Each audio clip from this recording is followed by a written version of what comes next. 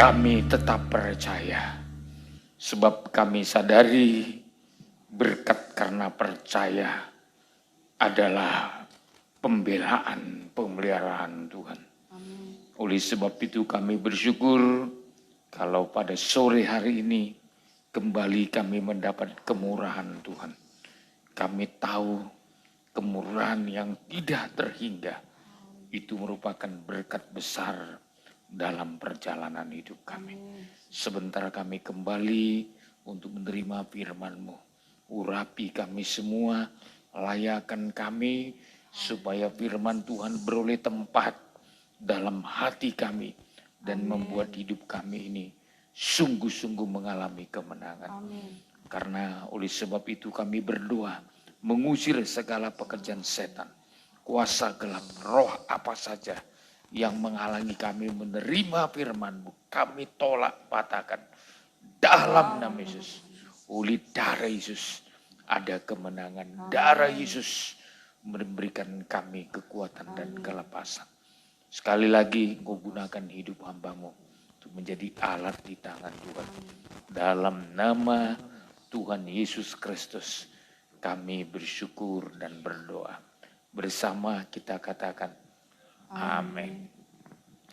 Silakan duduk Bapak Ibu saudara-saudaraku yang kekasih. Saya mengucapkan selamat hari Minggu. Salam sejahtera buat kita sekaliannya. Shalom. Shalom. Kita patut bersyukur karena kesempatan demi kesempatan masih Tuhan berikan kepada saya dan kepada saudara dalam suasana tahun baru masih menjadi fokus kita ya memandang kepada Tuhan. Saya sudah menekankan tema pemberitaan firman Tuhan sejak malam tahun baru dan sampai sekarang temanya adalah berfokus kepada Tuhan. Ya, hidup ini adalah sebuah perjalanan. Sukses atau tidaknya kehidupan saudara dan saya tergantung kepada siapa kita berfokus. Kita telah pelajari kitab Yosua, kitab di mana bangsa Israel harus menyeberang sungai Yordan untuk memasuki tanah Kanaan. Ternyata pelajaran penting yang kita dapat dalam kitab Yosua, terutama kitab Yosua pasal 3, bagaimana kunci untuk memasuki tanah Kanaan dengan menyeberang sungai Yordan. Saya sudah tekankan pada kebaktian yang lalu bahwa menyeberang sungai Yordan adalah perjalanan yang belum pernah dilalui oleh bangsa Israel. Ya, jadi biasanya perjalanan yang belum pernah dilalui itu serba tanda tanya. Ya, karena belum tahu ya apa yang akan terjadi. Ya, sebab belum pernah dilalui. Saya menekankan tahun baru ini juga demikian. Ya, kita sedang berjalan di jalan yang belum pernah kita lalui. Ya, tentu kalau kita berjalan di jalan yang belum pernah kita lalui, intinya masih serba tanda tanya. Namun di tengah-tengah serba tanda tanya ini, Tuhan mau menuntun saya dan menuntun kita sekaliannya. Supaya perjalanan kita berfokus kepada kehadiran Tuhan. Ya, Tuhanlah yang menjadi fokus dalam perjalanan hidup kita. Terutama di hari-hari ini, di tahun baru ini, di tahun yang baru yang masih Tuhan percayakan kepada saya dan kepada saudara sekaliannya dalam pengikutan kita kepada Tuhan. Oleh sebab itu, ya, maka tetap fokus kepada Tuhan. Dan hari ini, sore ini, bagaimana kita berfokus kepada Tuhan di tengah perjalanan di mana Tuhan ya memilih jalan yang tepat untuk kita jalani, bukanlah jalan yang dekat. Ya. Tuhan memutar perjalanan bangsa Israel bagaikan saudara perputarannya di padang gurun. Ya. Padahal ada jalan yang paling dekat. Tidak membutuhkan waktu 40 tahun. Cukup dengan 40 hari. Mereka bisa masuk tanah Kanaan. Ya. Tapi karena Tuhan tahu jalan pintas tidak selalu membawa kebaikan bagi perjalanan umat Tuhan. Makanya saudara, ya, sudah menjadi karakter manusia, semua ingin cepat-cepat. Tapi Tuhan bukan. Tuhan bisa memutar perjalanan hidup manusia supaya manusia memahami kehendak Tuhan yang sesungguhnya. Jadi perjalanan manusia dengan kehendak Tuhan sangat jauh berbeda. Kehendak Tuhan dengan kehendak kita jauh berbeda. Kalau kehendak kita maunya semua serba cepat. Maunya pagi berdoa, sore sudah dapat jawaban. Ya. Tidak perlu menunggu waktu lama-lama. Ya, itu kehendak manusia. Ya. Semuanya ingin cepat. Ingin cepat diberkati, ingin cepat sukses. Pokoknya segala sesuatu ingin cepat. Tapi kalau kita belajar dari firman Tuhan, ternyata Tuhan tidak demikian. Maka kitab Keluaran pasal 13, ya, kalau ayat 1 sampai 16, umat Tuhan diingatkan tentang perbuatan-perbuatan Tuhan. Di ayat 17 sampai ayat 22, Tuhan tidak menuntun ke jalan yang paling dekat.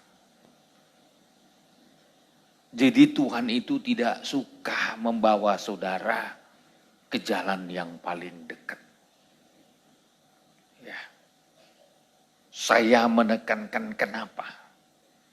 Kalau serba cepat, serba dekat, seringkali kita tidak berhasil mengalami perubahan yang Tuhan kehendaki.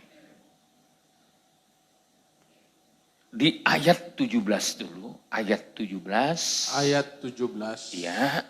Setelah Firaun membiarkan bangsa itu pergi, Allah tidak menuntun mereka melalui jalan ke negeri orang Filistin. Terus. Walaupun jalan ini yang paling dekat. Walaupun jalan ini yang paling dekat. Mungkin kalau di tengah-tengah perjalanan hidup manusia, kalau ada jalan pemotongan, apalagi mempercepat sampai 39 tahun sekian bulan. Pasti orang milih jalan yang cepat. Ya, nggak usahlah sampai 39 tahun sekian bulan. Ya. Seringkali kita, saudaraku, menghemat 5 menit aja lebih cepat, kita rela jalan potong. Ya. Saya sering dibawa pendeta Nenggolan di Perawang. Kalau dari jalan yang biasa, memakan waktu kadang hampir sampai 3 jam. Dari Pekanbaru ke Perawang.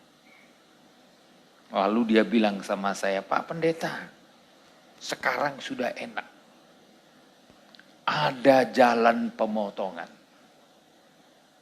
Yang biasanya ditempuh 3 jam. Sekarang tidak memerlukan bahkan kurang dari 1 jam. Oh, saya bilang bagus itu, cepat. Ya. Tapi Pak Pendeta, jalan ini dari kebun katanya. Lewat kebun sawit. Ya. Jadi seringkali kita kalau KKR ke sana memilih jalan itu. Dan sekarang jalan itu sudah diaspal. Jadi udah enak jalan pemotongannya. Jadi yang biasanya jalan pemotongan 1 jam sekarang berkurang jadi 30 menit. Pekanbaru Perawang. Ya. Dan jalan pemotongan itu orang berlomba lewat situ. Sehingga macet, saudara. Ya, karena semua lomba ingin cepat. Ya. Jadi pada dasarnya manusia ingin cepat-cepat. Tapi kalau kita belajar Keluaran pasal 13 ayat 17 sampai 22, ternyata saudara, cara kerja Tuhan membawa umatnya justru bukan di jalan yang cepat.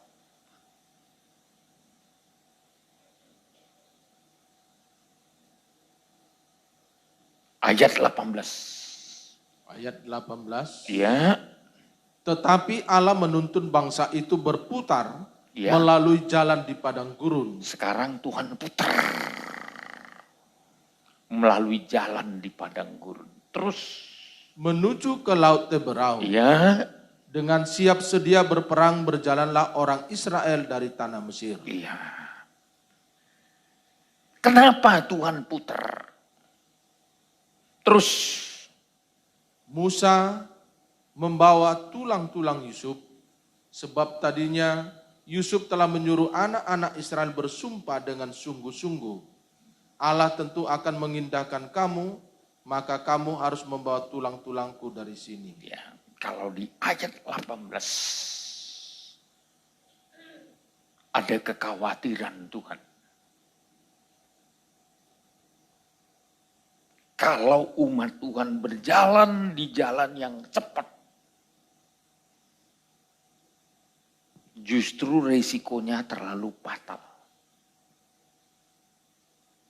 Ya. Terlalu fatal. Ya. Apa fatalnya, saudara? Ya. Umat Tuhan tidak siap untuk berperang. Lalu mundur. Ya. Tuhan tahu ada sesuatu yang akan membuat pengikutan umat Tuhan mundur. Justru cepat bikin mundur.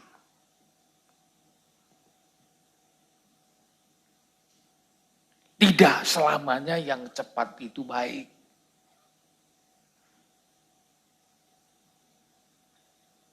Maka saudara, segala sesuatu yang mau diperoleh dengan cepat-cepat, ya, itu belum tentu kehendak Tuhan. Belum tentu maunya Tuhan.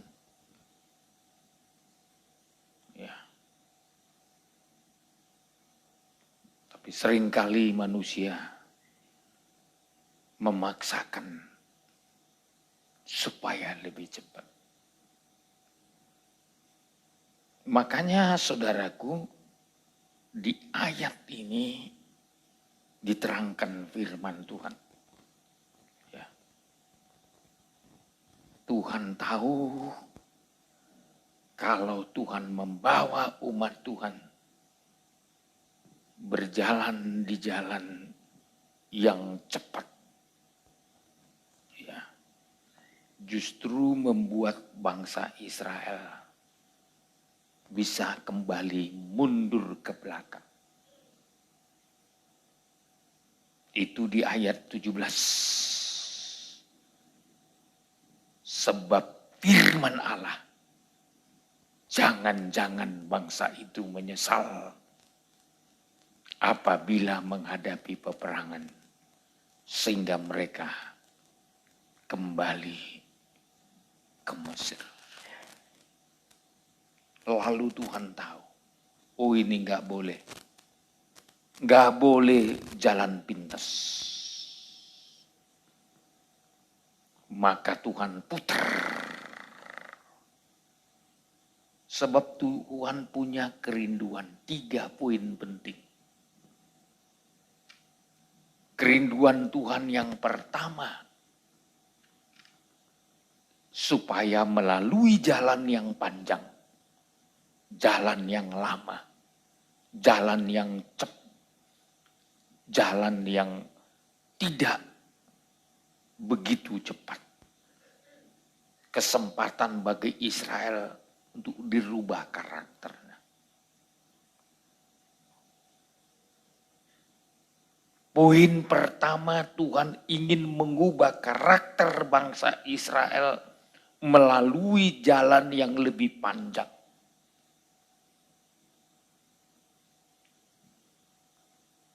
Jalan yang lebih lama.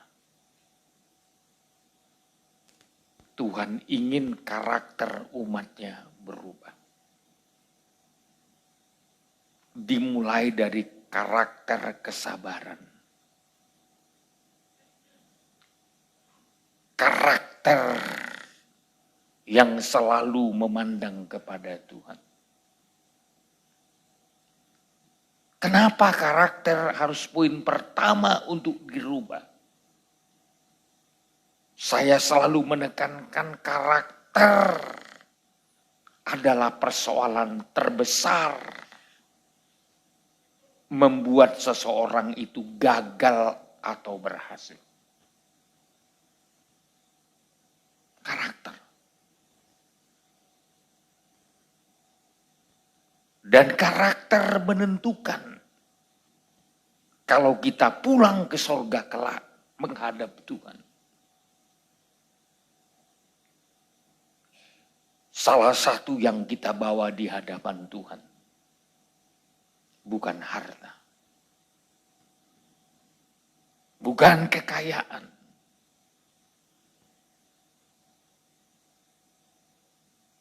tapi yang kita bawa kepada Tuhan kelak adalah karakter. Karakter yang sudah diubahkan oleh Tuhan. Oleh sebab itu untuk merubah karakter seseorang, salah satu caranya adalah bukan dengan jalan pintas. Bukan dengan cepat. Bukan dengan instan. Kalau orang mau belajar sabar, itu bukan 1 hari, saudara. Kalau orang mau belajar tekun, orang mau belajar setia, orang mau belajar lemah lembut, itu nggak ada yang instan. Semua membutuhkan waktu yang panjang. Untuk Musa menjadi orang yang lemah lembut,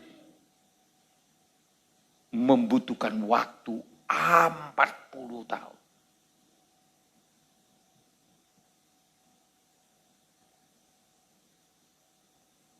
Sebelum dia dipakai Tuhan memimpin bangsa Israel.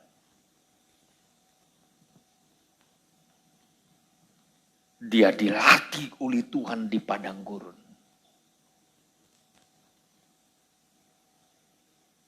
Selama 40 tahun. Selama 40 tahun dia di Mesir. Dididik dalam segala ilmu pengetahuan Mesir.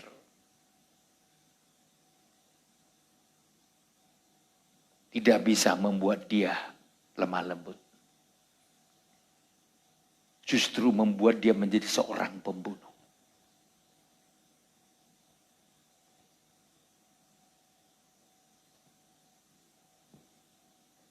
Dia membunuh orang Mesir.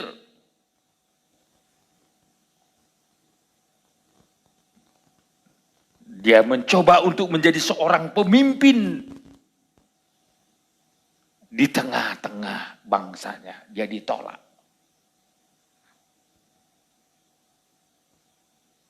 Ada 2 orang Ibrani, orang Israel sedang berkelahi. Lalu Musa datang untuk melarainya. Kedua orang ini menolak Musa. Inilah penyebabnya Musa harus lari ke padang gurun. Karena apa? Karena mereka berkata, apakah engkau hendak membunuh kami? Seperti engkau membunuh orang Mesir. Musa ketakutan. Saudara, 40 tahun sebelumnya, dia sudah belajar. Ilmu pengetahuannya bukan main-main loh. Dia diajar di istananya Firaun. Ilmu pemerintahan, ilmu ekonomi. Dipelajari oleh Musa selama dia ada di istananya Firaun. Tapi tidak bisa mengubah hidupnya menjadi orang yang lemah lembut.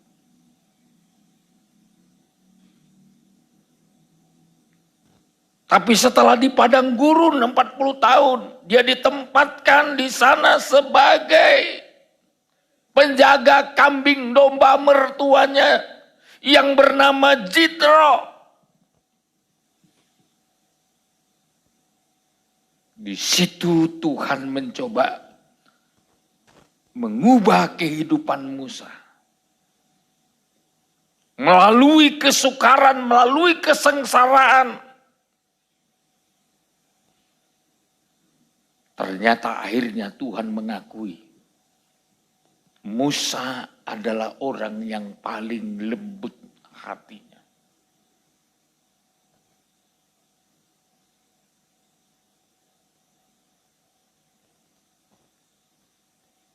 Apakah 40 tahun di Mesir dengan tambah 40 tahun di padang gurun sukses?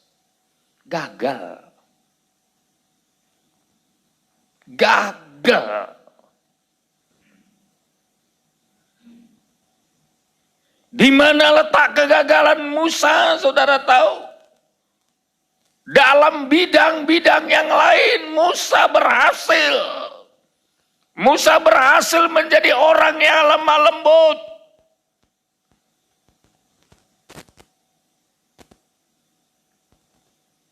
Tapi Musa gagal. Di detik-detik terakhir. Gagal berkenan kepada Tuhan. Persoalan karakter. Apa karakter Musa yang belum selesai? Dia masih bisa terpancing amarahnya karena kelakuan orang Israel yang begitu tegar tengkuk.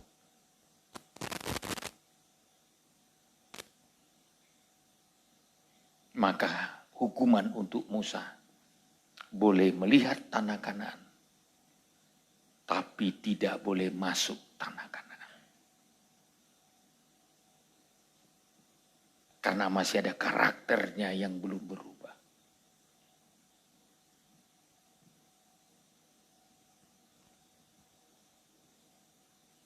Saudara,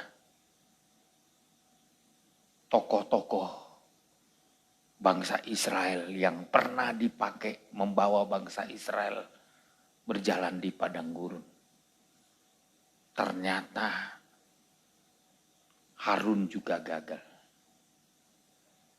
Miriam tokoh pemuji dan penyembah yang hebat. Orang pertama menjadi pemimpin pujian. Saat umat Tuhan keluar dari Mesir, pujian dipimpin oleh Miriam, saudaranya Musa. Gagal juga persoalan karakter.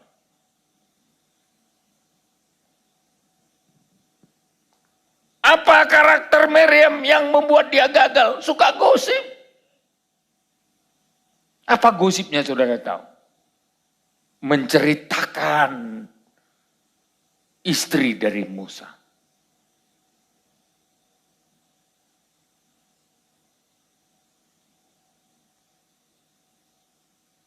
Maka kalau ada tukang gosip, itu juga karakter yang gak berkenan sama Tuhan. Belajar berhenti gosip. Kalau Anda mau sukses, karaktermu mau berubah.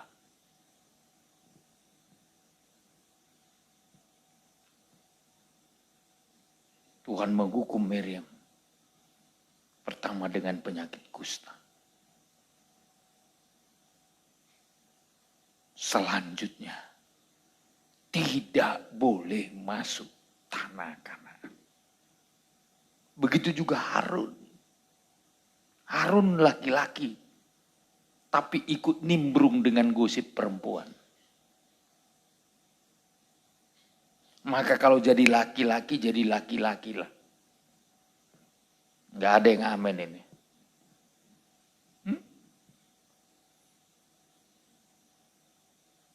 Jadi laki-laki lah yang benar.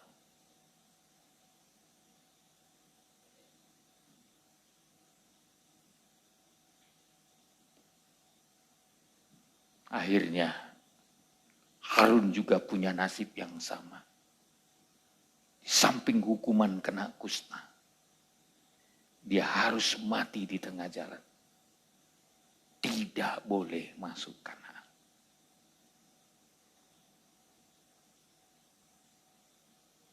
Hanya ada 2 tokoh yang boleh masuk. Namanya Kaleb dan Yosua. Karena karakternya terbangun.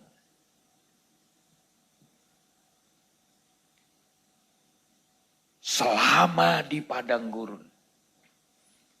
Yang pertama gak pernah sungut-sungut. Tidak pernah bersungut-sungut baik kepada Tuhan maupun kepada Musa. Gak pernah.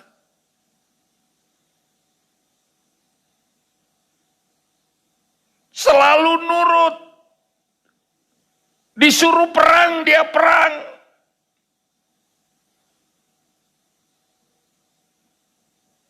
Disuruh naik gunung, dia naik gunung. Disuruh menunggu, dia menunggu.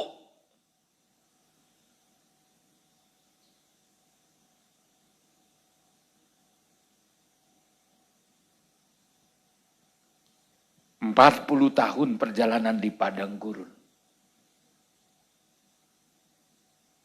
Tujuan Tuhan yang pertama, mengubah karakter umat Tuhan. Mungkin saudara bertanya, kalau berputar-putar kan balik-balik ke nol itu. Setiap tahun baru kan balik lagi ke Januari kan. Sebenarnya tahun ini namanya aja tahun baru. Toh balik tanggal 1 Januari, tanggal 2, tanggal 3, sekarang tanggal berapa? Kan putar-putar ke situ terus. Nanti tahun depan balik lagi. Ibarat perjalanan umat Tuhan. Sebenarnya bisa ditempuh dalam tempo 40 hari sampai. Tapi karena diputar.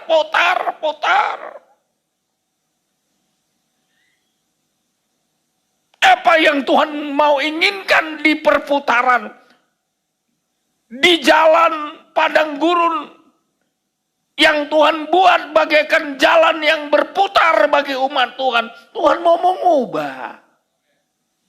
Haleluya. Mau mengubah karakter umat Tuhan. Karena persoalan karakter adalah persoalan menentukan sukses atau tidaknya kita mencapai tujuan Tuhan.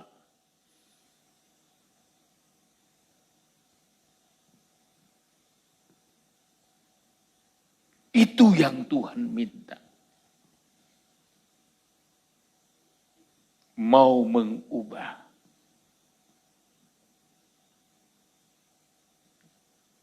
Jadi kalau ada kita yang sampai hari ini hidup, sampai hari ini masih bernapas, Tuhan mengulangi terus tiap tahun. Tiap tahun kita ulang tahun. Karena apa? Tuhan memberi kesempatan biar kita berubah. Maka saudara, kita nggak boleh sombong. Setiap tahun Tuhan berikan tahun yang baru. Karena Tuhan beri kesempatan. Biar tahun ini kita mengalami perubahan. Tahun depan lagi mengalami perubahan.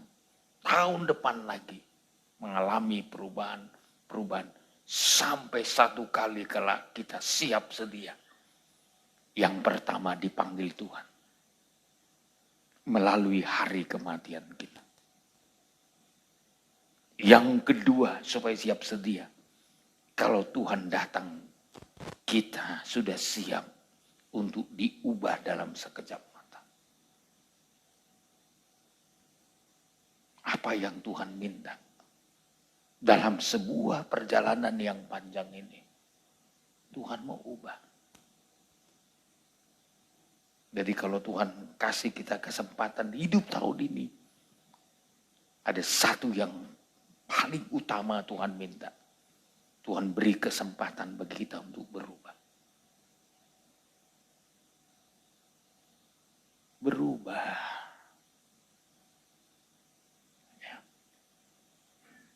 Jadi tahun baru ini yang paling penting kita renungkan.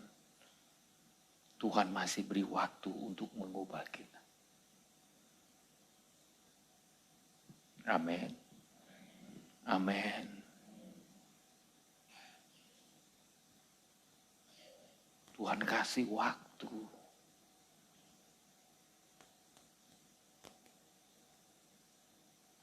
Supaya ada kesempatan bagi Tuhan mengubah kita. Ini persoalan yang pertama. Supaya karakter kita dibereskan. Yang kedua, persoalan yang kedua. Tuhan ingin mempersiapkan mental kita. Supaya siap. Mental yang siap.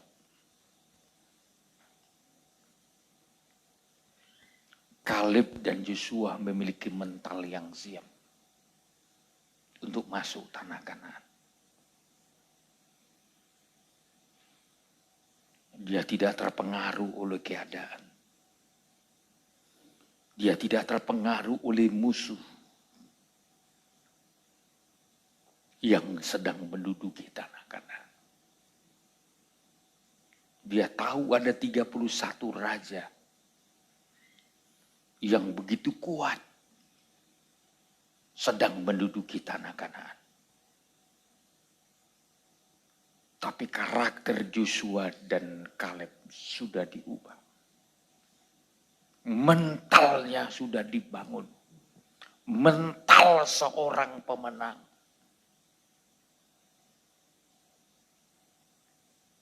Sangat beda dengan 10 orang pengintai. Mentalnya mental pengecut.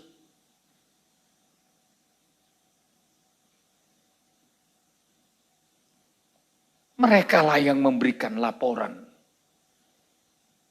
kepada Musa. Sehingga bangsa Israel tawar hati.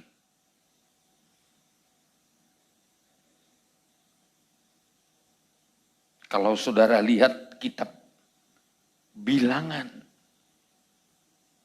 Kitab Bilangan pasal 13.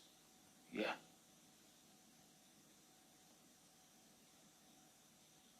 Ketika Musa menyuruh pengintai-pengintai. Saudara, ya, pengintai-pengintai itu menceritakan kondisi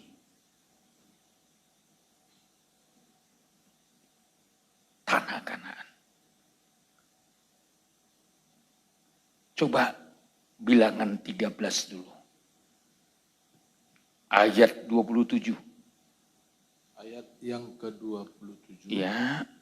Mereka menceritakan kepadanya, kami sudah masuk ke negeri kemana kau suruh kami. Dan memang negeri itu berlimpah-limpah susu dan madunya. Dan inilah hasilnya. Waduh. Mereka menceritakan kepada Musa, inilah hasil tanah Kanaan. Mereka sudah lihat, mereka sudah nikmati. Terus hanya bangsa yang diam di negeri itu kuat-kuat. Terus Dan kota-kotanya berkubu. Terus Dan sangat besar. Juga keturunan Enak telah kami lihat di sana. Iya, terus Orang Amalek diam di tanah Negeb. Orang Het, orang Yebus, dan orang Amori diam di pegunungan. Orang Kanaan diam di sepanjang laut dan sepanjang tepi sungai Yordan. ya. Ini cerita dari 10 orang pengintai. Sehingga membuat gelisah hati umat Tuhan. Sangat beda dengan Kaleb dan Joshua. Ayat 30. Kemudian Kaleb mencoba menenteramkan hati bangsa itu di hadapan Musa, katanya, Iya. tidak, kita akan maju dan menduduki negeri itu, Terus sebab kita pasti akan mengalahkan. wah, ini karakter yang sudah diubahkan. Bukan karakter pengecut.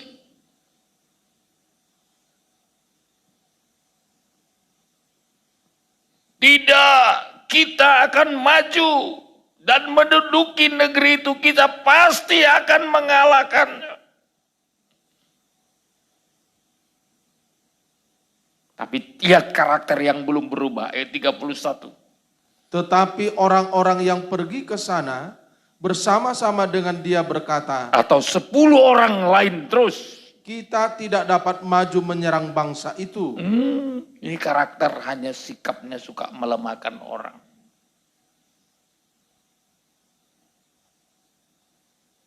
Kita tidak dapat maju menyerang bangsa itu. Terus? Karena mereka lebih kuat daripada kita. Ya, terus? Juga mereka menyampaikan kepada orang Israel kabar busuk tentang negeri yang diintai mereka. Terus? Dengan berkata, negeri yang telah kami lalui itu, lalui untuk diintai adalah suatu negeri yang memakan penduduknya. Waduh, wah, tambah-tambah lagi. Negeri tukang makan orang. Terus? Dan semua orang yang kami lihat di sana adalah orang-orang yang tinggi-tinggi perawakannya. Terus Juga kami lihat di sana orang-orang raksasa, Terus orang enak yang berasal dari orang-orang raksasa, dan kami lihat diri kami seperti belalang, dan demikian juga mereka terhadap kami. ini pemberita kabar busuk.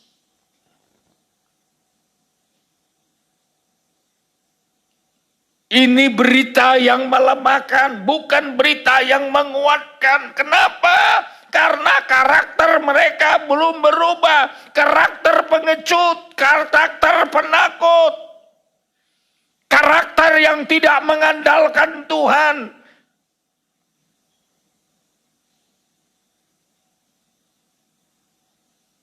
Inilah yang membuat hati bangsa Israel menangis ketakutan.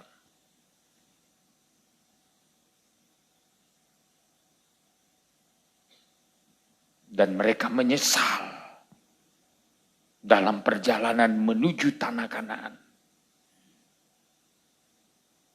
Mereka menyesal.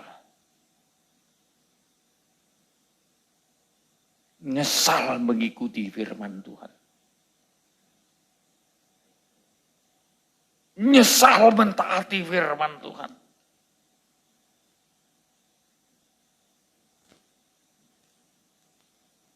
Karakter tidak berubah, mental tidak berubah.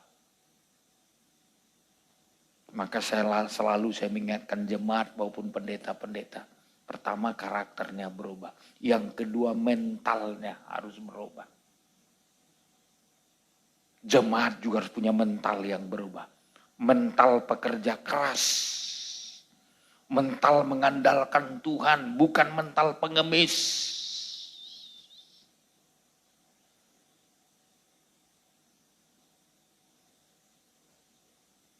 Mental yang mengandalkan Tuhan.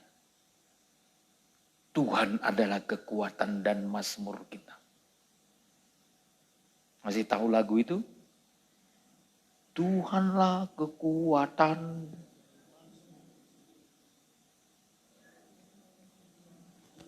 keselamatanku, hanya Kaulah menara Dan kota perlindungan. Ku mau selalu bersyukur sebab cintamu takkan pernah berubah. Hatiku percaya walau bumi bergoncang, gunung-gunung, namun kasih Setiamu tak pergi dari. wah ini yang harus kita tekankan.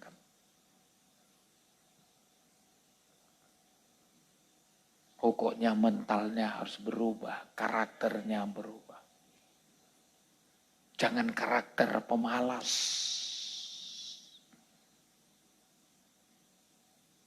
Harus karakter yang sudah berubah, mental yang sudah kuat. Siap menghadapi segala situasi. Oh ini loh. Ini sekarang ini kan udah kada kacau semua.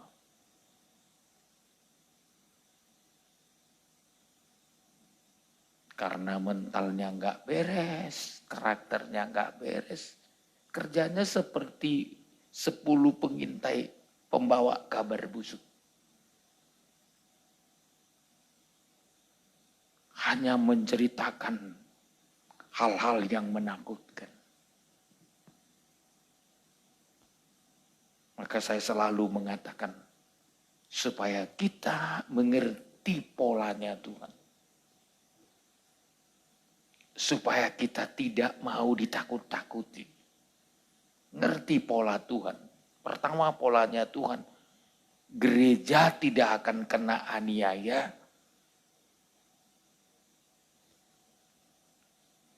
Terutama gereja yang sempurna mempelai Tuhan. Gak akan kena antikris. Kenapa? Karena gereja yang telah mengalami kebangunan rohani akan disempurnakan, lalu disingkirkan. Setelah gereja yang sempurna disingkirkan, tahap kedua baru aniaya. Namanya masa kesusahan besar. Kita nggak kenal. Saya dan saudara tidak akan kena kesusahan besar, aniaya besar. Kenapa? Kita sudah lebih dulu disingkirkan ke padang gurun selama 3,5 tahun. Dipelihara oleh Tuhan. Itu kata kitab Wahyu. Lalu apa yang terjadi setelah kita disingkirkan? Kita dipelihara Tuhan, tapi yang tidak dipelihara Tuhan, itulah gereja yang tertinggal. Kenapa gereja tertinggal? Karena bagaikan 5 gadis bodoh.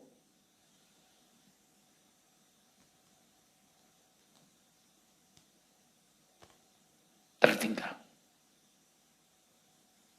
Inilah yang kena aniaya antikris. Gereja yang tidak masuk ukuran Tuhan. Gereja yang hanya sampai batas halaman. Gereja yang tidak meningkat ke ruangan suci dan ruangan maha suci. Kalau disebut gereja halaman itu adalah percaya, sudah terima Yesus, sudah bertobat, sudah dibaptis, sudah penuh Roh Kudus, itu masih wilayah halaman.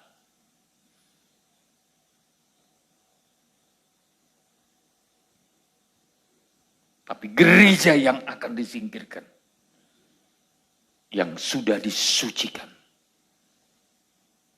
yang sudah disempurnakan. Ini yang disingkirkan.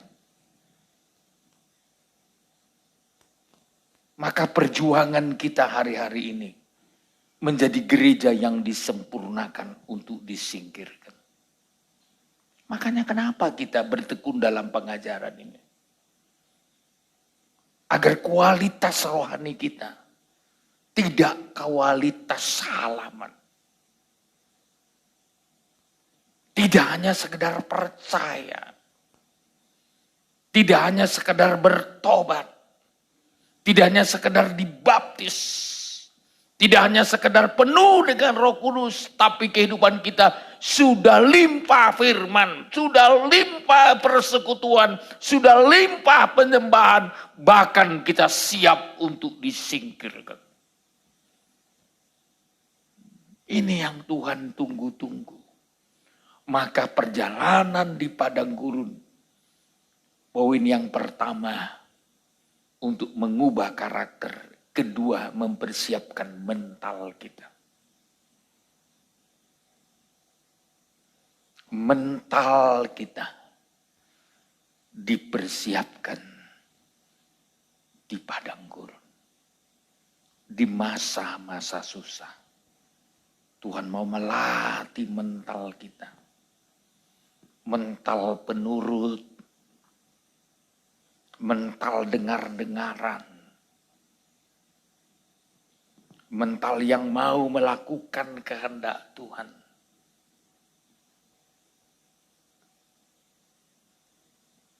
Siap mental. Ini loh, bukan hanya sekedar Kristen. Kadang-kadang orang Kristen dipikirnya kalau udah masuk gereja udah pasti masuk surga. Belum tentu.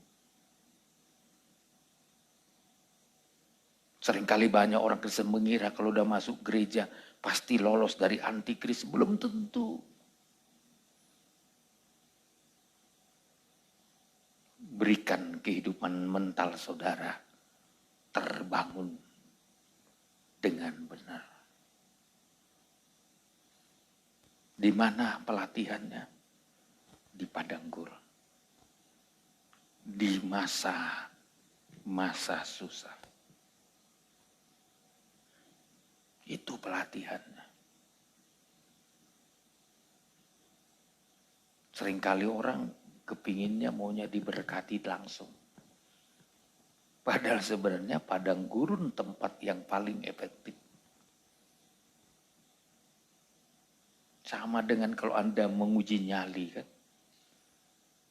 Sendiri ke hutan. Ya. Orang tingkat manajer ke atas. Itu seringkali dilatih melalui outbound.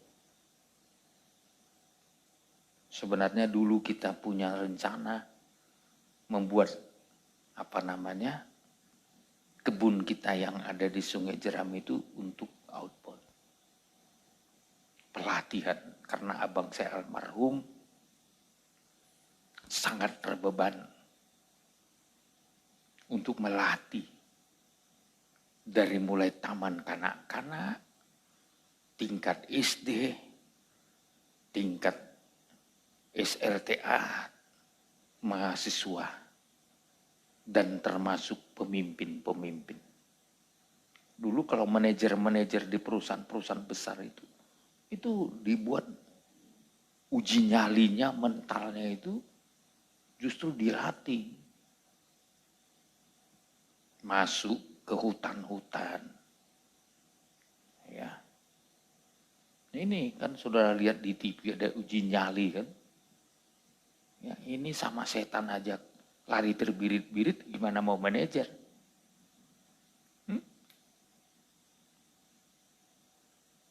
Gimana mau jadi pemimpin?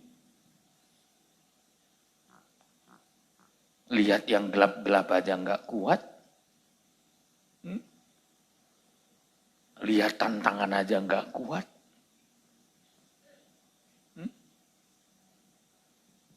Makanya kenapa dilatih? Supaya mampu melewati semua. Melewati godaan. Pencobaan. Ya ini. Ya. Bila penting dibikin kuntilanak buatan sendiri. Suaranya direkam. Jadi kalau mental tempe, udah lari terbirit-birit. Padahal itu kadang buatan sendiri, bukan aslinya, saudara. Gimana kalau dibuat pocong buatan sendiri? Langsung kita terbirit-birit, wah gagal kita. Ya. Gak usah pocong buatan sendiri, pocong betulan pun gak perlu takut kita. Apalagi sudah biasa mengandalkan nama Yesus, darah Yesus. Pocong, hantu, setan kok keluar kok. Ya, kalau nggak siap mental bagaimana, saudara? Ya. Dulu saya paling tidak percaya sama hantu, sama setan. Betul, paling nggak percaya, saudara. Satu kali saya pergi ke tempat istri, waktu itu kami belum menikah. Ya. Saya berdua, itu saya sudah hamba Tuhan, saudara. Saya berdua dengan teman, ayo kita lihat calon istri saya dan kita mau berkunjung ke sana. Ya. Kami pergi, saudara. Melewati sebuah sungai. Tapi sebelum sungai itu ada gunung, saudara. Bisa melihat ke bawah.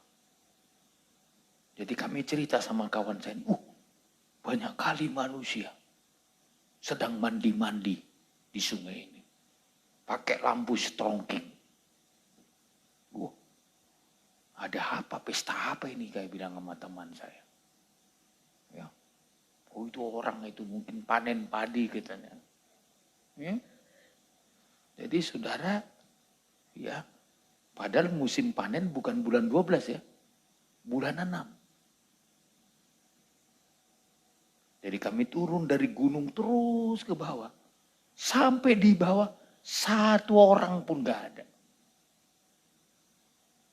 Baru saya sadar ada setan. Saya bilang sama teman saya, kita lari. sambil memakai nama Yesus. Darah Yesus sambil lari terbirit-birit ke atas.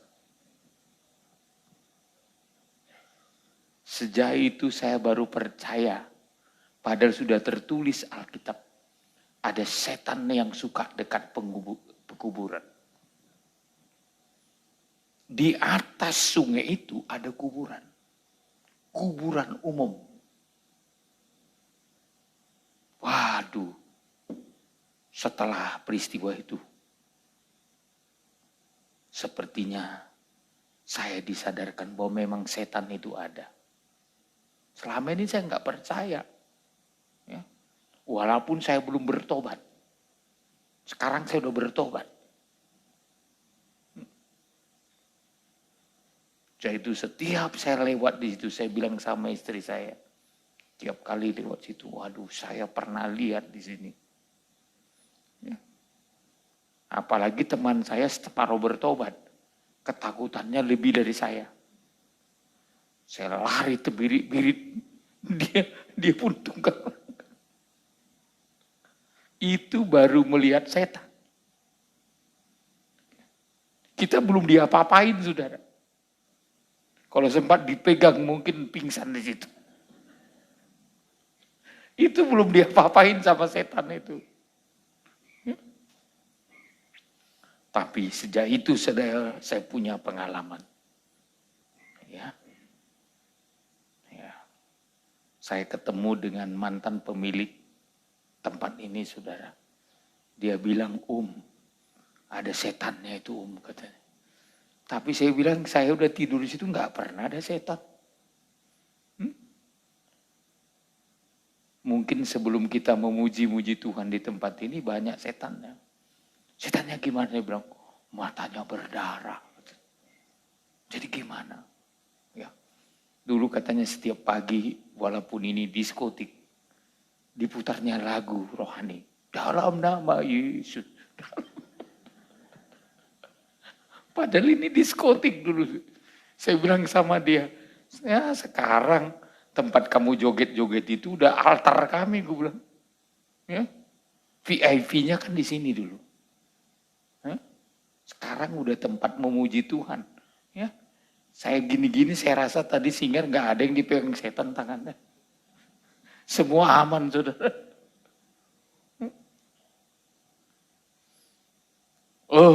Sikap mental kita diubah justru di padang gurun. Kita mental yang menurut firman, mental orang yang dengar-dengaran, mental orang yang rendah hati, mental orang yang mengandalkan Tuhan, diubah lewat kesukaran.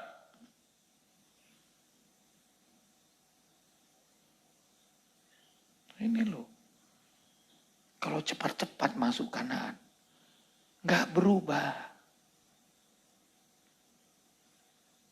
Butuh waktu 40 tahun. Maka saudara, kita harus sabar. Sabar. Menunggu Tuhan bekerja. Haleluya. Suami harus sabar. Istri harus sabar. Sampai waktu yang Tuhan tentukan. Karakter berubah, mental berubah. Nggak boleh berkata, ini cepat. Udah mau sampai, sudah di tengah perjalanan Tuhan putar.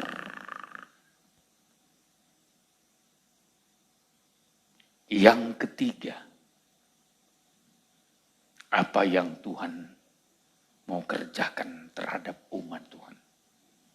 Tuhan mau menguatkan iman umatnya.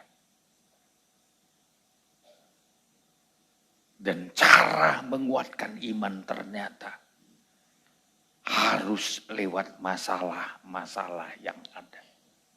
Makanya masalah di padang gurun itu banyak. Nggak satu masalah. Di padang gurun ada kalajengking, ada ular. Di padang gurun, dalam perjalanan di padang gurun butuh makan, butuh minum, butuh kehangatan, butuh kesejukan. Malam kan dingin, saudara. Butuh kehangatan. Siang panas. Butuh kesejukan. Jadi perjalanan di padang gurun masalahnya kompleks sekali. Banyak sekali. Tapi justru disitulah Tuhan mengajar kita dalam persoalan iman. Menguatkan iman. Masalah dibuat Tuhan menjadi guru pembelajaran.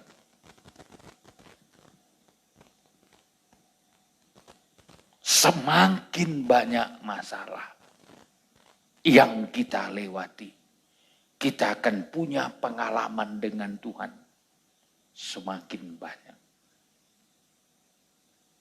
Makin banyak pengalaman kita dengan Tuhan. Justru karena lewat banyak masalah.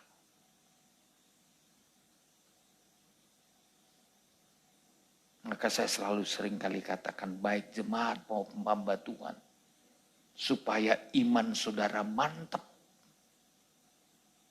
supaya pengalaman saudara bersama Tuhan mantap, beri kesempatan kepada masalah untuk mengajar kita.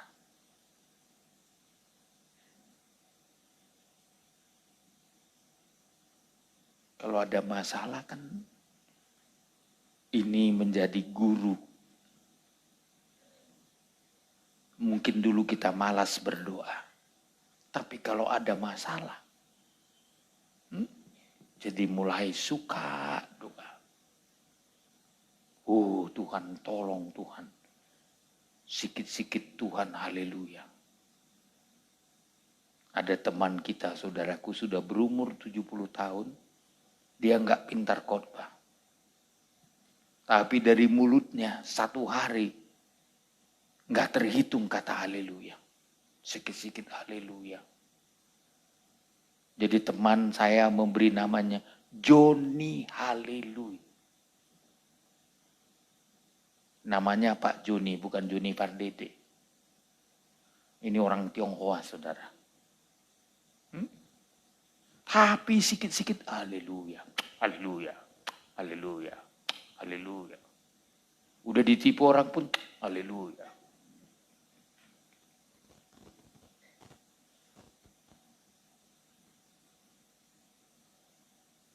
Pokoknya sikit-sikit ngomong haleluya. Haleluya. Ya enggak pernah marah. Misalkan, John, itu perusahaan kamu itu lagi diputar-putar mau dibegadaikan orang kan. Haleluya. Kalau orang kan apa? Di mana dia? Ayo kita kejar. Ini enggak. Haleluya.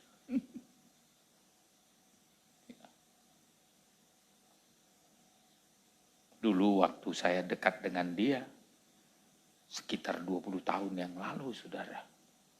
Setiap kali saya bertemu dengan dia, enggak pernah mengeluh.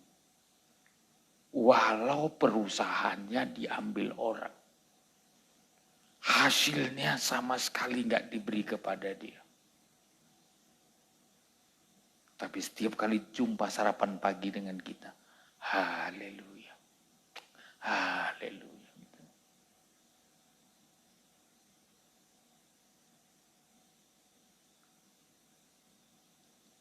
Ada pelajaran yang penting harus kita miliki.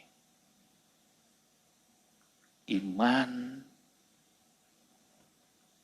pengalaman dengan Tuhan akan banyak ketika kita banyak melewati masalah. Kalau Anda tidak banyak masalah, kurang kelihatan pengalaman saudara dengan Tuhan. Coba kalau ada masalah sampai uang belanja tidak ada, beras di rumah nggak ada, ya saudara akan mengandalkan Tuhan. Sehingga seringkali saudaraku, orang yang tidak mungkin memberi kepada kita, bisa Tuhan pakai memberi. Orang yang tidak mungkin bisa menolong kita,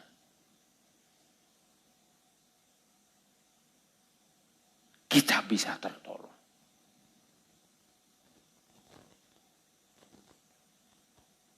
Jadi masalah menjadi guru. Tapi biasanya bukan guru yang meninggalkan murid. Murid yang meninggalkan guru.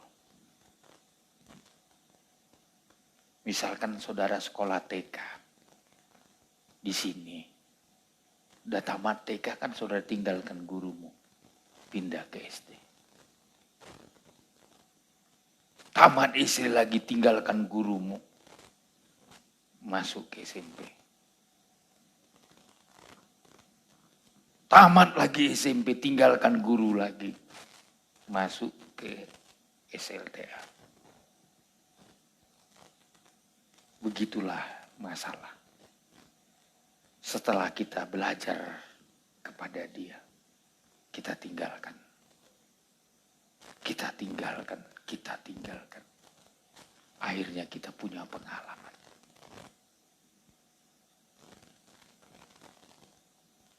Jadi iman kita dibuat Tuhan mantap.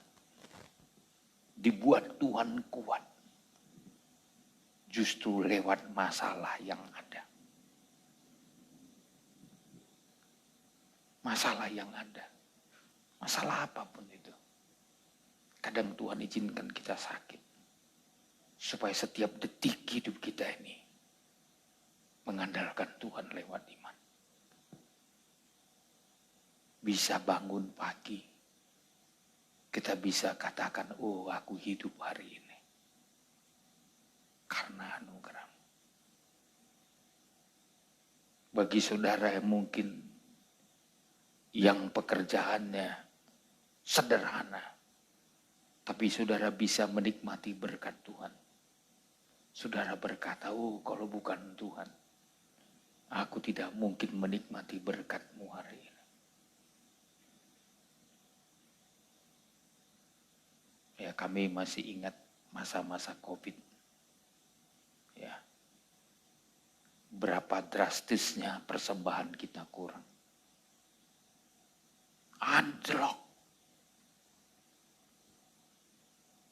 Padahal kita harus bayar listrik. Bayar kebutuhan-kebutuhan yang lain. Termasuk kami hamba Tuhan harus hidup dari persembahan. Tapi justru itu yang mengajar kita. Tetap beriman kepada Tuhan. Mungkin bagi jemaat gak ada masalah. Saudara masih kerja. Saudara masih bisa berdagang. Saudara. Tapi bagi kami hamba Tuhan. Ya. Pergumulan. Ya. Tapi saudara, fellowship kita harus jalan. Tahun ini harus saya coba mengkalkulasi biaya kita sekitar 500 juta. Ya. Tapi puji Tuhan, saya telah melihat berkat Tuhan mulai berdatangan. Ada yang memberikan $6.000 Hong Kong. 5 juta, 5 juta, 2 juta, 1 juta, 1 juta. Terus dari yang terbesar ada yang memberi 50 juta. Ya. Sekarang selain dari dolar, uang rupiah sudah 72 juta. Ya. Yang memberi beras Ada yang memberi 10 karung, ada yang 20 karung. Ya. Saya yakin dana yang kita butuhkan 500 juta akan terjawab oleh Tuhan. Haleluya. Karena kita melayani yang sudah mendaftar 14 negara. Ya. 14 negara, saudaraku. Ya.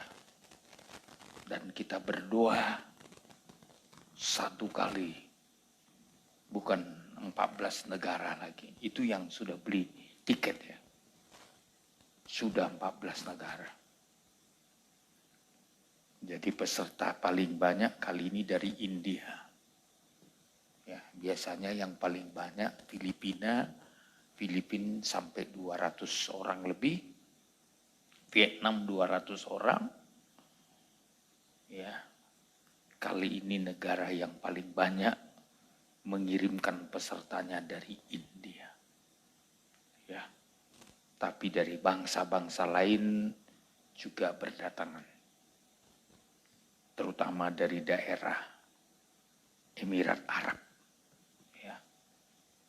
Nanti satu kali saudara akan dengar orang Arab menyanyi, memuji, memuliakan Tuhan dengan bahasa Arab.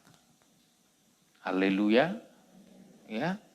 Ini dulu kan bagi kita kalau dari sana kan ya peserta dari sana memang ada yang berbahasa Arab peserta kita selama ini dari Sudan, dari Afrika, saudara. Itu mereka bahasa yang mereka pakai itu bahasa Arab, saudara. Dan hamba Tuhan ini juga sudah beli tiket. Akan datang lebih awal ke Batam. Ya. Setiap kali saya ditanya, dari mana dananya?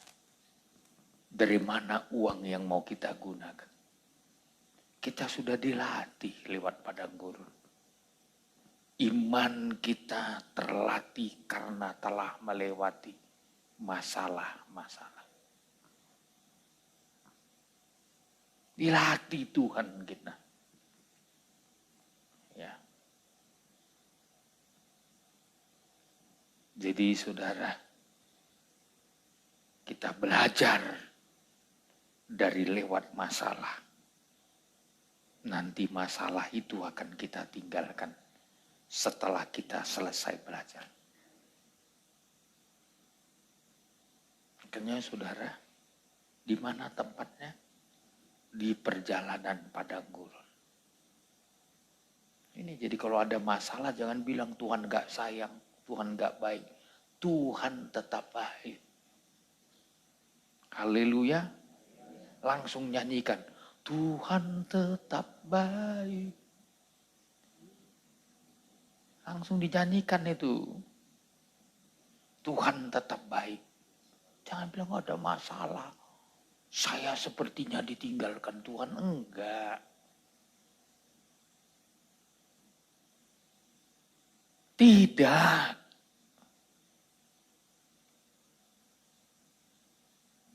Tuhan izinkan hanya untuk belajar.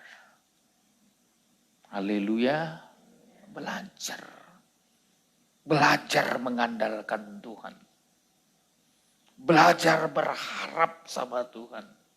Belajar menyerah kepada Tuhan. Dalam persoalan apapun. Jangan bilang saudara ditinggalkan Tuhan. Tuhan selalu ada beserta dengan saudara. Di padang gurun kan bukan hanya mereka ikuti Tuhan, tapi Tuhan pun mengikuti mereka. Setiap langkah dan gerak mereka diperhatikan Tuhan. Diperhatikan Tuhan. Mungkin apa yang tidak pernah kita pikirkan, tidak pernah terlintas dalam hati kita, Tuhan pikirkan untuk kita. Haleluya. Mungkin saudara tidak banyak mampu memikirkan kebutuhanmu tahun 2023 ini. Tapi Tuhan memikirkan apa yang perlu untuk kita. Apa yang perlu untuk keluarga kita. Apa yang perlu untuk anak-anak kita. Apa yang perlu untuk usaha kita. Ingat, kemampuan saudara memikirkan terbatas. Tapi Tuhan tidak pernah terbatas. Haleluya. Nggak pernah terbatas. Oleh sebab itu, di jalan yang Tuhan tentukan untuk kita bukan jalan pintas.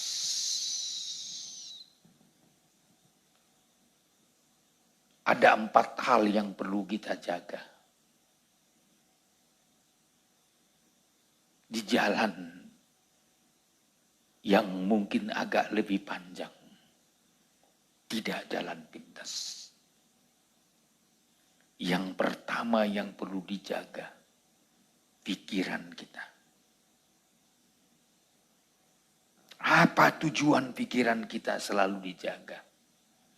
Supaya pikiran kita tetap positif. Tidak mudah menyalahkan orang lain. Tidak mudah menyalahkan keadaan. Dan sekaligus tidak mudah mengambil jalan pintas. Jaga pikiran kita.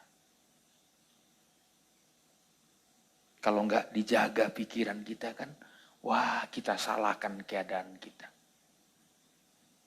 Kita salahkan orang lain. Kita bilang, oh gara-gara dialah hidupku gagal. Gara-gara dialah saya mengalami seperti ini. Tidak, saudaraku. Pikiran saudara harus tetap positif. Itu salah satu nasihat Paulus. Nasihat Paulus dalam kitab Filipi pasal 4 ayat 8 sampai 9. Ini pikiran ini harus dijaga. Ayat 8. Ya. Jadi akhirnya saudara-saudara, semua yang benar, terus semua yang mulia, terus semua yang adil, semua yang semua yang suci, semua yang manis, semua yang sedap didengar, terus semua yang disebut kebajikan dan patut dipuji, pikirkanlah semuanya itu. Inilah pikiran positif. Memikirkan semua yang benar. Jadi yang salah-salah jangan dipikirin. Semua yang benar pikirin, masukkan di sini. Semua yang mulia. Untuk kemuliaan bagi Tuhan, pikirin apa yang mau kita buat untuk kemuliaan Tuhan.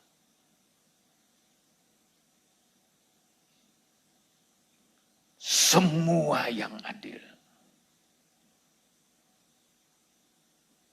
Ada hubungannya dengan Tuhan dan sesama. Semua yang suci. Coba semua yang suci yang kita pikirkan. Semua yang kotor-kotor enggak kita pikirkan. Semua yang menyesatkan tidak kita pikirin. Yang dipikirin semua yang suci. Semua yang sedap didengar. Yang enggak sedap jangan dengar.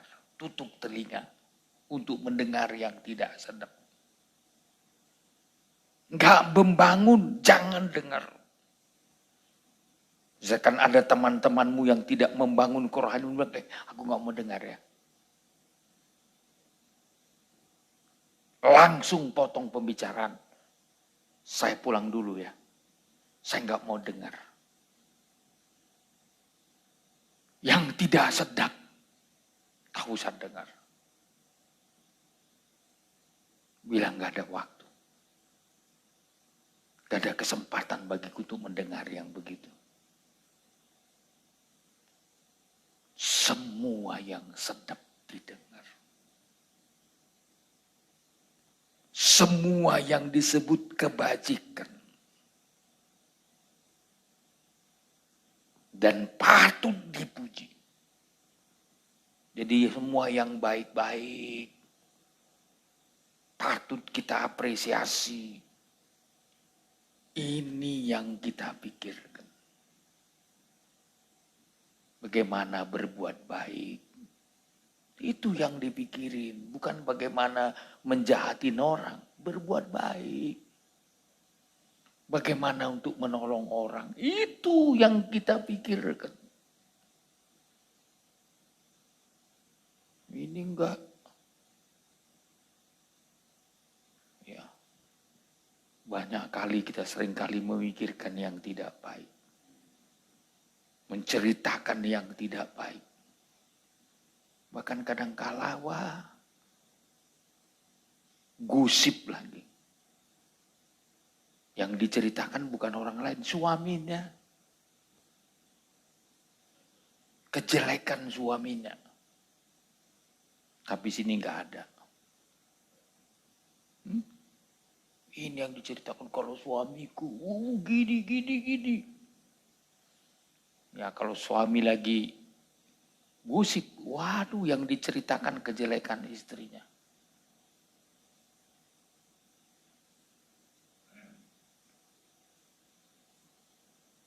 Saudaraku, jaga pikiran kita. Bagaimana caranya menjaga pikiran? Pokoknya semua yang benar, semua yang mulia, semua adil, semua suci, semua manis, semua kebajikan. Jadi tidak ada pikiran negatif. Tapi pikiran yang benar, itulah yang ada di pikiran kita. Jangan pikiran di sini kegagalan terus. Nyanyi lagi. Dulu ada orang Batak lagunya, Taruduka. Tahu lagu Taruduk itu kalau orang Batak? Taruduka. Tuh refrennya begini. Tu paniko tan mahape daluluaku tondiku.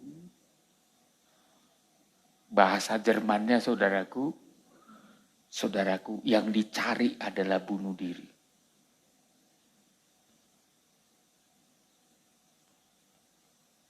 Itu yang dicari. Itu yang diidam-idamkan. Saya setelah bertobat baru saya tahu lagu itu nggak enak. Itu lagu saya, itu lagu lama dulu. Kalau udah saya mainkan dulu gitar, kreng. Sambil air mata berderai. Nyanyinya terakhir refrennya, tu paniko tan mahape dalulu aku tondiku. Masih cari bunuh diri. Kok bunuh diri harus dicari? Orang menghindari bunuh diri. Ya. Orang menghindari putus asa. Jaga pikiran. Haleluya. Sebesar-besarnya persoalanmu, sehebat-hebatnya masalahmu, ingat, itu menjadi guru dalam hidupmu.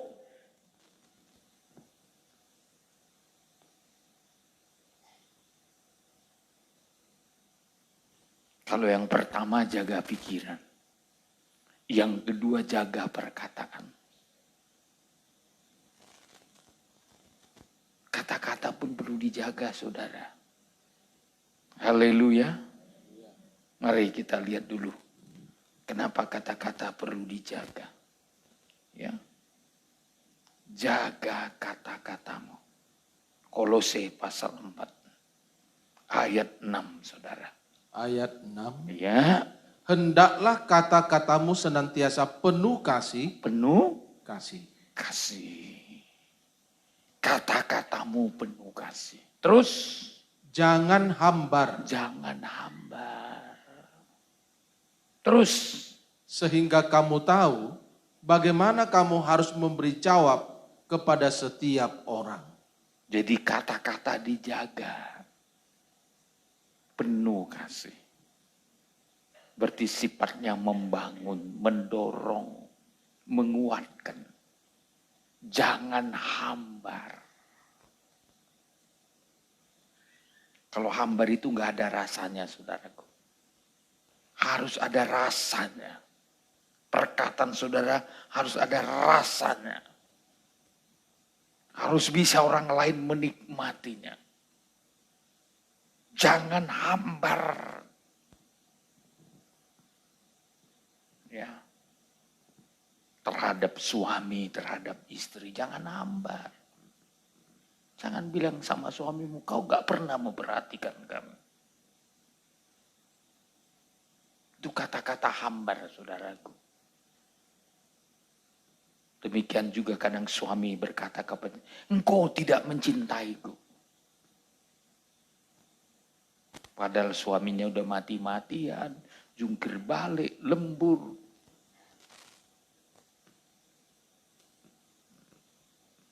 Segala sesuatu dia korbankan untuk memperjuangkan istrinya. Malah istrinya berkata, mana cintamu?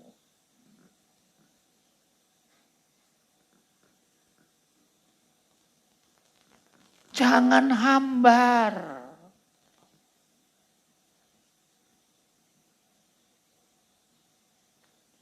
Kalau sayur yang hambar gimana kira-kira? Masakan yang hambar. Enak? Gak akan enak loh. Makanya kalau orang udah hambar itu, acu tak acu.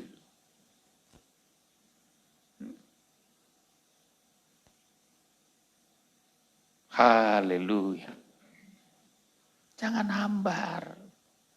Kata-katanya penuh kasih. Punya bobot.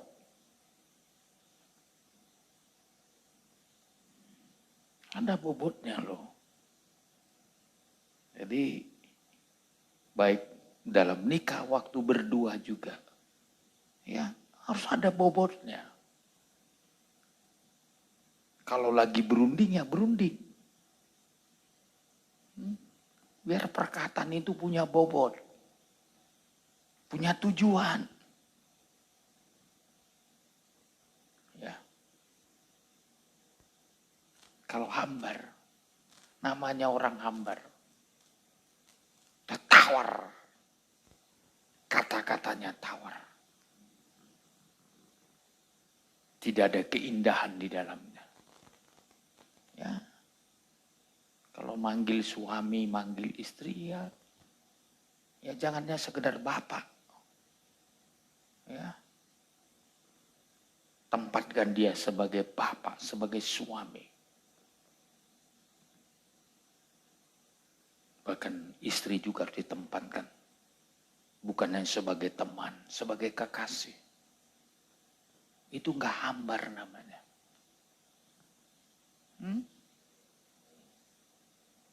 Tempatkan pada porsinya. Ya. Tempatkan dalam nikahmu orang yang paling dekat di hatimu. Susah senang. Dia menjadi sahabatmu. Jadi enggak hambar. Dalam pernikahan tidak hambar. Ya, walaupun rambut mulai putih, enggak hambar. Ya. Malah makin tua, makin bersahabat. Makin saling memaklumi. Ya. Saling menjaga perasaan. Ini Kalau udah makin tua, makin membutuhkan teman loh. Ya. Teman jalan, teman bergaul, teman curhat. Jangan sampai kita curhat sama suami orang. Atau sama istri orang. Itu karena udah hambar. Bila penting panggil suami, Pap, sini dulu Pap. Kita ngomong-ngomong yuk. Seperti anak kecil bikin gini dulu tanda, cek, cek, cek. Ini enggak. Suami enggak ngajak ngomong. Ya, itu hambar namanya. Istri enggak diajak ngomong. Anak-anak enggak diajak ngomong. Enak lu ngomong sama anak-anak. Sama cucu aja enak. Saya kalau udah ngomong sama cucu saya itu yang ngomong. Opung duli, opung duli. Kapan tahu nih opung duli pikirku. Yuk main kita berdua yuk katanya. Apa mainnya? Aku mau kagetin opung. Pakai apa kamu kagetin? Pakai sarung dan bantal.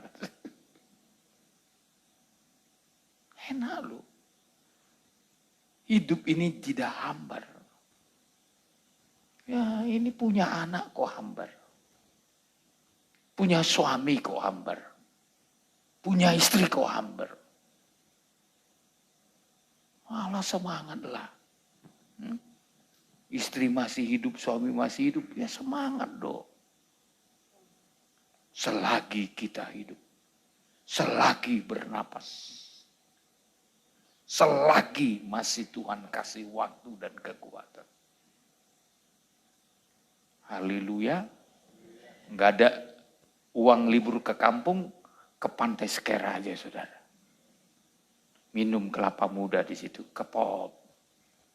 Ya, bukan harus biaya besar ke Bangkok, ke Jepang. Takutku ini Natal tahun baru ini nggak ada yang pergi nih. Sibuk jualan pagi, siang, sore, malam. Tapi saya yakin di sini nggak ada.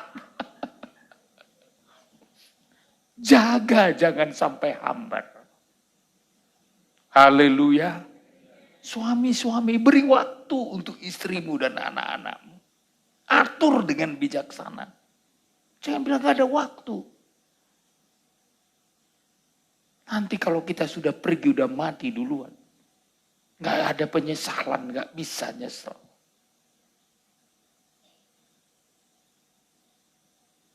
Ya. Istilahnya satu hari tidak dapat untung kan gak apa-apa. Asal saudara jangan kehilangan. Jangan sampai hambar dalam pernikahan saudara.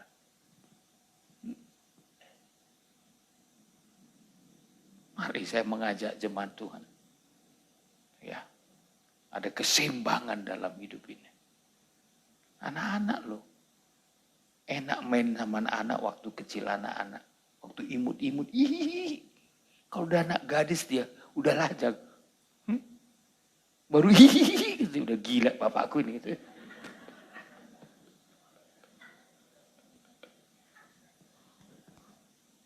Kan waktu kecil mereka. Ya, mereka ngajak kita bermain. Ngajak kita jalan-jalan. Ya. Kalau udah mulai jalan sendiri-sendiri, kita ajak pun setengah mati, yuk sama yuk. Ya, orang kalau makin besar lebih dekat dengan temannya. Apalagi udah punya pacar dia. Udah susah saudara. Dia akan permisi sama pacarnya. Boleh nggak mas? Kalau masnya bilang jangan. Aku nggak mau ditinggalkan. Susah saudara mengajak anak-anakmu. Itu masih pacaran ya. Belum lagi dia nikah. Gak ada waktunya untuk. Maki selagi ada waktu. Mari jaga. Dari mulai perkataan. Jangan hambar. Jangan salahkan anak-anak. Kamu lebih suka sama pacarmu. Ya pasti dong. Makanya sebelum dia berpacaran, bangun hubungan.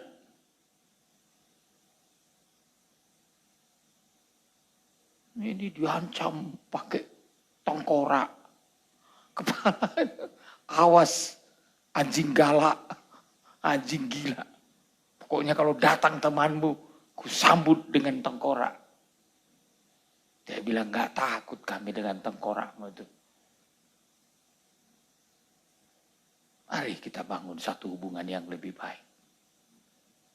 Lebih harmonis. Sebab semua ada batasannya. Biar Anda jangan kehilangan momentum. Kehilangan waktu. Maka selagi ada waktu, mari kita jaga. Yang ketiga, jaga sukacitamu. Dan yang keempat, jaga kekudusanmu.